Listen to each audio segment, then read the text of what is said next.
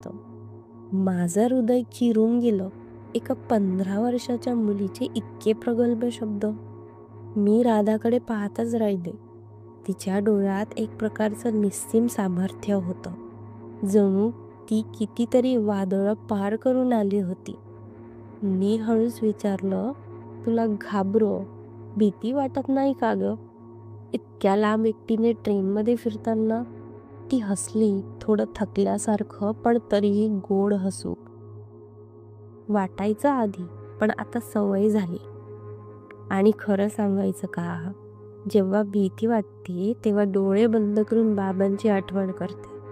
ते असते ना, मला असं वाटतं कधीतरी कोणीतरी मागे उभं आहे माझ्या सावलीसारखं, असं वाटतं. मी काही बोलू शकले नाही. तिचा तो विश्वास, तिचं एकटेपणातही कोणीतरी सोबत असण्याचं भासणं, तो मला हळूहळू झपाटून टाकत होता. आईचं बरं नाहीये अजिबात, ती पुढे म्हणाली. टीबी झालाय, पण सरकारी दवाखान्यात फार काही होत नाही. औषधं घेतली नाही तर तब्येत अजून बिघडते. बऱ्याचदा जे पैसे कमवते ते तिच्या इंजेक्शनसाठी जातात. मग घरी आम्ही कधी पाणी आणि भाकरी तर कधी फक्त झोपच घेतो.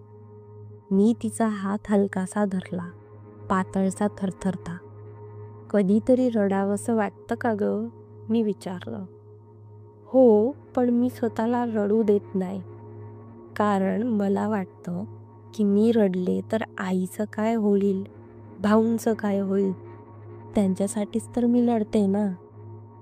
हे बोलताना ती डोळे मिटून थोडा वेळ गप्प बसली आणि नंतर तिच्या आवाजात एक नाजूक आशेचा सूर उमटला. पण मला एक स्वप्न आहे, खूप छोटंसं पण माझ्यासाठी खूप मोठं. मला एक छोटी दुकान थाटायची, आपल्या दागिन्यांची, कपड्यांची, आणि त्याच दुकानाच्या मागे एक छोटी खोली, जिथे आई आरामात झोपेल, भाऊ खेळतील आणि मी थोडी निवांत श्वास घेईल. मी ती गोष्ट ऐकत होते आणि माझ्या डोळ्यातून अश्रू ओघळत होते. या मुलीच्या शब्दांमध्ये जणू देवाची प्रार्थना होती, अशी प्रार्थना जिला उत्तर मिळालंच पाहिजे असं वाटत होतं. माझ्यासारख्या मुलींचं कुणी ऐकत नाही, ती म्हणाली. पण आज मी तुला सगळं सांगितलं कारण तू ऐकत होतीस. खूप दिवसांनी मन हलकं झालं ताई. मी तिला घट्ट